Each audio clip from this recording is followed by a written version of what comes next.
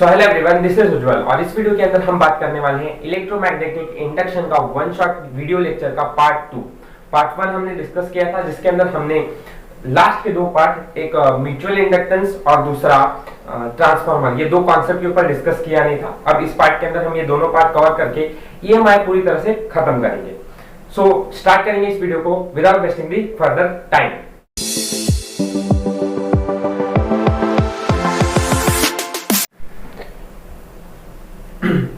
Part 2 के अंदर सबसे पहले जो बात है, इंडक्टेंस का थोड़ा सा पार्ट हम यहाँ पर देखेंगे।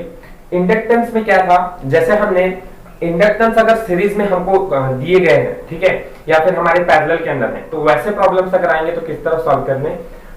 जैसे रेसिस्टेंस की प्रॉब्लम्स है उसी तरह से ये भी है, और उसको सॉल्व करना, जैसे रेसिस्टेंस में देखा था कि अगर रेजिस्टेंस हमारे सीरीज में है तो हम RS = R1 + R2 + R3 लिखते हैं।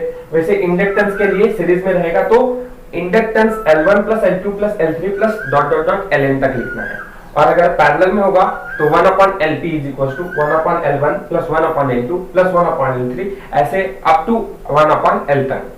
तो ये सेल्फ इंडक्टेंस के बारे में हो गया, जो सीरीज में और पैरेलल में कॉम्बिनेशन करके सवाल पूछे तो ये फॉर्मूला लगा के हम आगे बढ़ सकते हैं। ऐसा ही एक और कॉन्सेप्ट है जो कि मैंने इधर लिखा नहीं है। एनर्जी जैसे कैपेसिटर के अंदर होता है, वैसी एनर्जी स्टोर्ड इन इंडक्टेंस, तो उसके लिए मैंने एक और एनर्जी इन द सर्किट वाला भी फॉर्मूला दिया था, ठीक है। अगर आप पिछले वीडियो को देखेंगे तो उसके अंदर मैंने एनर्जी इन द सर्किट का फॉर्मूला दिया है, जिसके अंदर मैंने पूरा क्या फॉर्मूला है, L1/2 L × I0 का स्क्वायर, वो जो फॉर्मूला है वो एनर्जी इन द सर्किट है, मतलब ही वो एनर्जी इन द इंडक्टेंस है, ठीक है। और उसी फॉर्मूले के बेसिस पे ही हमारा एनर्जी स्टोर्ड इन इंडक्टेंस का क्वेश्चन आएगा, ठीक है। वो फॉर्मूला बस याद रखें तो आपका एनर्जी स्टोर्ड इन इंडक्टेंस का भी कॉन्सेप्ट खत्म हो जाएगा और क्लियर हो जाएगा। इसके बाद आएगा हमारा इंपॉर्टेंट पार्ट, म्यूचुअल इंडक्टेंस, ठीक है। और म्यूचुअल इंडक्टेंस के लिए हमें डेफिनेशन ये सब देखने की जरूरत नहीं है, इसके कैसे क्वेश्चन सीईटी में आते हैं। तो नॉर्मली ये जो स्टेप्स मैंने लिखे यहाँ तक, इसी बेसिस पे क्वेश्चन आते हैं, और आते हैं बहुत आसान आते हैं, ठीक है, क्योंकि क्वेश्चंस में सिर्फ इतना ही पूछा हुआ रहता है, वैल्यू आपको सब्स्टिट्यूट करनी रहती है, तो आपको कभी टाइम निकालना पड़ जाए, कहीं आपको इंड्यूस्ड ईएमएफ निकालना हो जाए, तो बस इतना ही रहता है। तो बात करेंगे सेल्फ म्यूचुअल इंडक्टेंस जो है वो सेल्फ इंडक्टेंस जैसा ही है, सेम। जहां पर हमने फॉर्मूला सेल्फ इंडक्टेंस के लिए L = 5/I देखा था ना, तो वैसे ही यहाँ पर जो फॉर्मूला है वो M, L की जगह पर क्या सब्स्टिट्यूट हो गया, M हो गया है, and 5/I as it is है, ठीक है। और इसी पार्ट को आगे हम देखेंगे, क्योंकि इधर पूरी फीलिंग अच्छी तरह से नहीं आएगी। ये पार्ट हम वापस ट्रांसफार्मर में देखेंगे, जिसके अंदर हमको क्लियर से आइडिया मिलेगा कि म्यूचुअल इंडक्टेंस के अंदर क्या अलग है, ठीक है, सेल्फ इंडक्टेंस से। क्योंकि ट्रांसफार्मर बना इसलिए था क्योंकि इसके पास कैपेबिलिटी थी म्यूचुअल इंडक्टेंस की, ठीक है। क्या बोल रहा है ये पार्ट कि म्यूचुअल इंडक्टेंस = 5/I। अगर मैं बोलूंगा म्यूचुअल इंडक्टेंस इस फॉर्मूले से, तो अगर सेकेंड की वजह से फर्स्ट में अगर हो रहा है, ठीक है, तो = फॉर्मूला क्या हो जाता है, 5 from second to 1 upon current जो होता है वो ओनली इन फर्स्ट वाले में रहता है, ठीक है। तो इस फॉर्मूले को थोड़ा सा नोट करें, आगे इस बात को और क्लियर करता हूं। जैसे अगर हमको म्यूचुअल इंडक्टेंस 5/I मिल रहा है, देयरफॉर मैं ऐसा बोल सकता हूं कि 5 की वैल्यू मुझे M × I मिल रही है, ठीक है। अच्छा, तो अगर मैं फ्लक्स जनरेट कर रहा हूं सेकेंडरी कॉइल के अंदर, तो मुझे जो है वो मेरा इंड्यूस्ड ईएमएफ किसके अंदर जनरेट हो रहा है, प्राइमरी के अंदर। सो देयरफॉर फार्मूला जो होता है वो phi of secondary coil = M × induced EMF, induced current in primary coil, ठीक है। ये एक फार्मूला है। और अगर हमें ये पता है तो हमने लेंजेस लॉ भी डिस्कस किया है, लेंजेस लॉ और फैराडेज लॉ। तो उसके बेसिस पे फैराडेज लॉ क्या बोलता है, ES = dφ/dt, ठीक है। अभी हमें लेंजेस लॉ या फैराडे लॉ से इतना ही पता है कि E = dφ/dt होता है।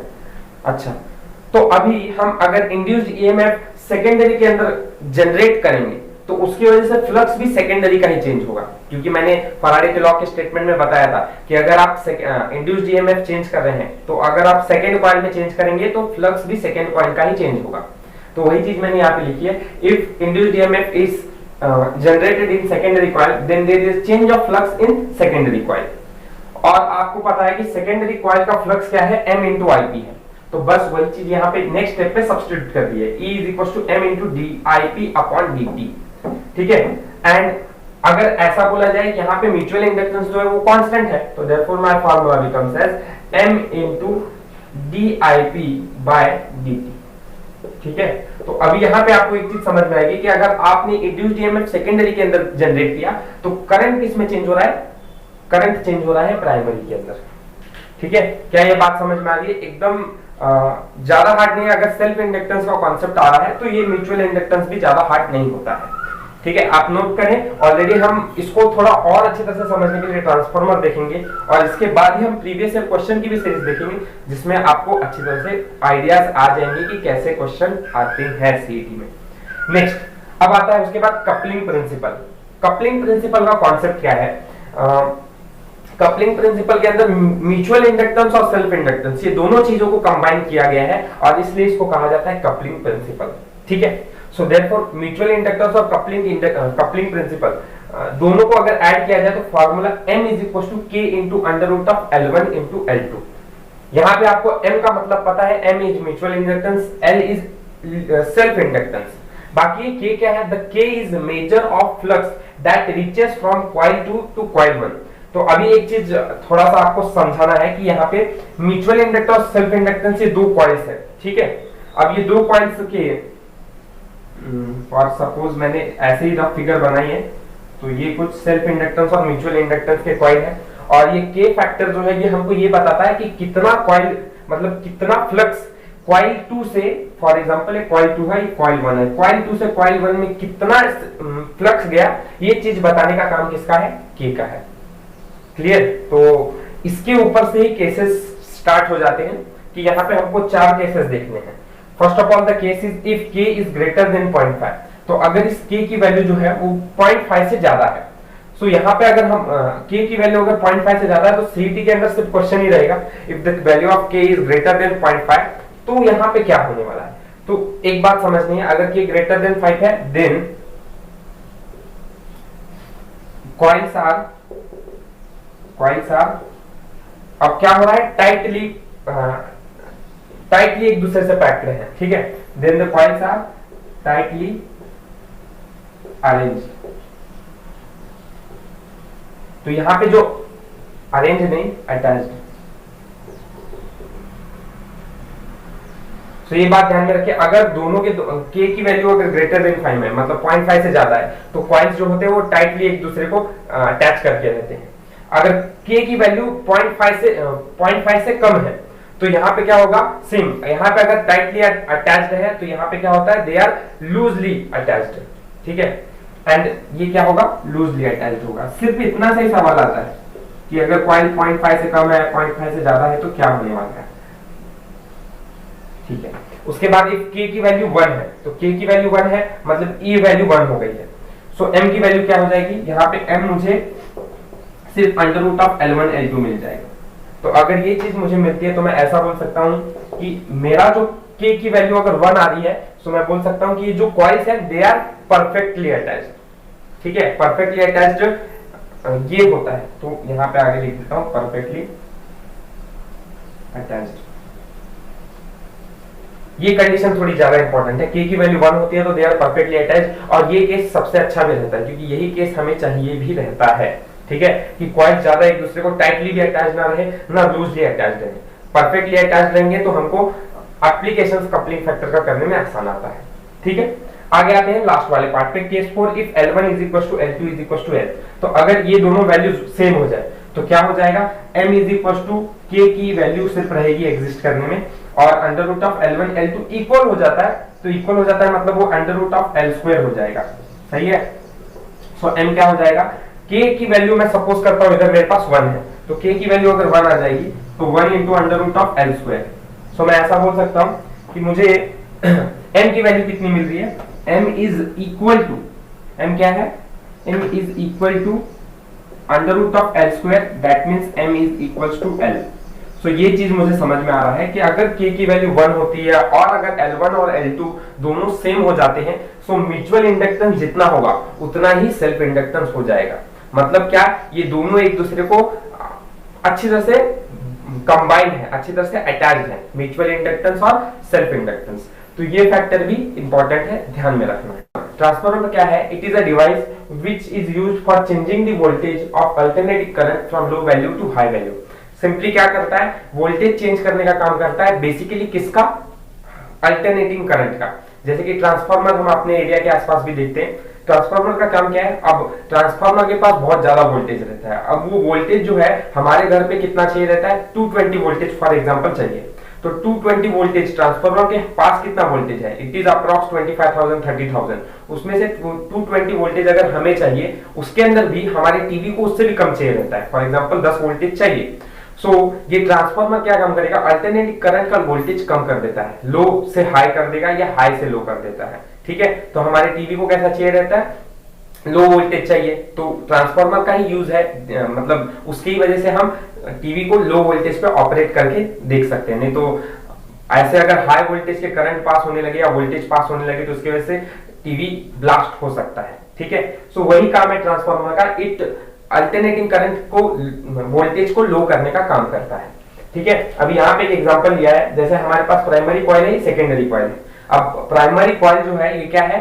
फॉर एग्जांपल इसको हम ट्रांसफार्मर कंसिडर करते हैं। ठीक है, ये हमारा आयरन कोर है। ठीक है, और ये आयरन कोर मतलब एक मीडियम है। जैसे वो वायर देखते हो ना, तो ये वायर जो है ये मीडियम है, जिससे क्या होता है हमारे घर पे लाइट आगे रहती है ट्रांसफार्मर की वजह से, और वोल्टेज भी। तो वही काम है। तो आयरन कोर जो है ये मीडियम है, और प्राइमरी कॉइल मतलब ये हमारा ट्रांसफार्मर है। और ट्रांसफार्मर से हमारे घर के बोर्ड पे आने वाला जो मतलब वोल्टेज है उसको हम सेकेंडरी कॉइल बोलते हैं। सो यहाँ पे अपने आप जब ट्रांसफार्मर अपना कॉइल चेंज, प्राइमरी कॉइल अपना वोल्टेज भेजेगा, अपने आप ये सेकेंडरी कॉइल के अंदर आकर वोल्टेज को मैनेज कर देगा। सो ये चीज इस प्रिंसिपल से समझाई हुई है। एक्चुअली करता क्या है? ठीक है, तो when the magnetic flux linked with a coil changes, तो जैसे जैसे मैग्नेटिक फ्लक्स कॉइल के अंदर चेंज होता है, an EMF is induced in the neighbouring coil. मतलब अगर यहाँ पे आपने मैग्नेटिक फ्लक्स को चेंज किया तो अपने आप इधर पर इंड्यूस्ड ईएमएफ अपने आप यहाँ पर चेंज हो जाएगा। मतलब अगर आप यहाँ पर फ्लक्स चेंज करें तो इट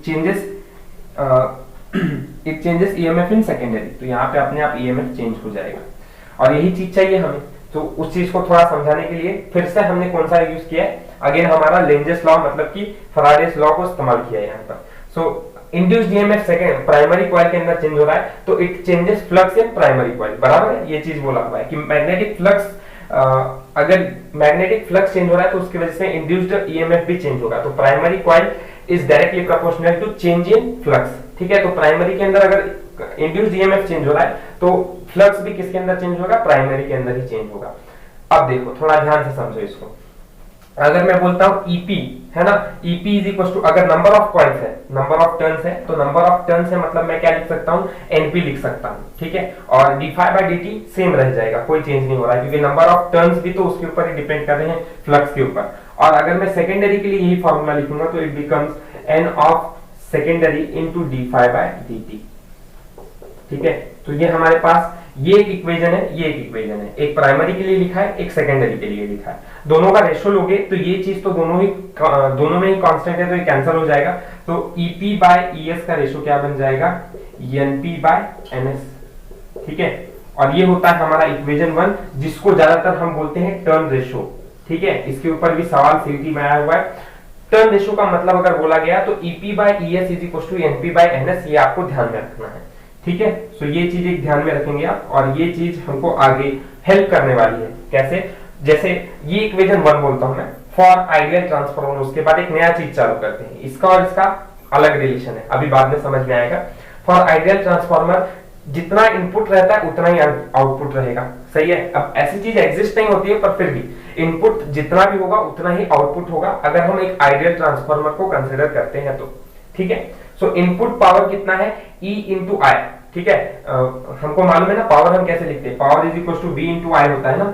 हाँ, तो वही मैं बात बोल रहा हूँ, यहाँ पे इनपुट पावर आउटपुट पावर जितना है, और यहाँ पे हम V इंड्यूस्ड ईएमएफ है, और ये क्या है? वोल्टेज है। तो वोल्टेज को हमने इस लेसन में किससे बताया? E से बताया है।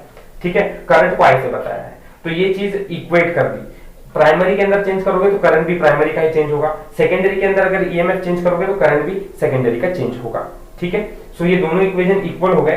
तो मैं ऐसा बोल सकता हूं कि मुझे EP बाय ES का रेशियो क्या मिल जाएगा? EP बाय ES का रेशियो IS बाय IP मिल जाएगा। चेक करके देख लो आता है कि नहीं। EP बाय ES का रेशियो IS बाय आईपी मिल गया। सो अब मैं दोनों इक्वेशन देखता हूँ, ये इक्वेशन मैं सेकंड बोलता हूँ, ये इक्वेशन मेरा फर्स्ट है। दोनों इक्वेशन को कंपेयर करूंगा तो मेरा एलएचएस जो है वो इक्वल आ रहा है, ठीक है। तो मैं बोल सकता हूँ कि मेरे आरएचएस भी इक्वल होंगे।